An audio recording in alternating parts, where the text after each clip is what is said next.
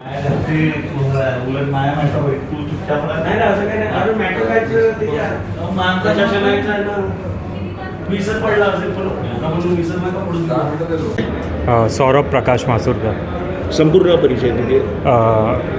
सौरभ प्रकाश मासुरकर. माझे आजोबांचं नाव पुंडलिकराव मासुरकर. पुंडलिकराव मासुरकर नागपूर महानगरपालिकेच्या मध्ये महापौर होते. हो. इथे फलक लागलेले आहेत, त्याच्यात नाव आहे आपलं? नाही, त्यांचं नाव नाही आहे याच्यात. का बरं? आता ते आपल्याला यांना विचारावं लागेल. पुंडलिकराव मासुरकर हे तुमचे आजोबा होते. हो. नागपूरमध्ये महापौर राहून चुकलेले आहे. हो. त्यांचा कार्य काय होता? ते 4 डिसेंबर 1971 पासून 6 जानेवारी 1972पर्यंत ते महापौर होते नागपूरचे.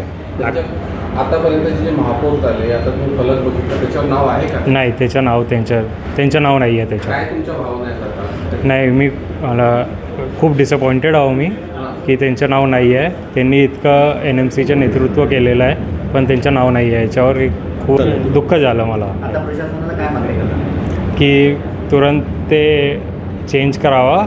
आजोबांना महानगरपालिका विसरली असं म्हणणं आहे तुझं? हो, मला असं वाटतं की ते विसरले. आम्हाला आज मला माहीत पडलं की सर्व जे एक्स महापौर होते त्यांच्या परिवारांना इन्व्हिटेशन दिलं गेलं आहे, पण आम्हाला असं काही नाही दिलं गेलं. आज जो कार्यक्रम जो झाला पदग्रहण समारंभ, तर तिची पत्रिका किंवा इन्व्हिटेशन आलं? नाही, आम्हाला काही इन्व्हिटेशन नाही आलं तुम्ही याचं. हे फलक बघितलं, याआधी माहिती नव्हती का तुम्हाला की ते नाव नाही आहे? नाही, मी आज इथे ऑफिसमध्ये आलो तेव्हा मी बघितलं, तेव्हा मला माहीत झालं.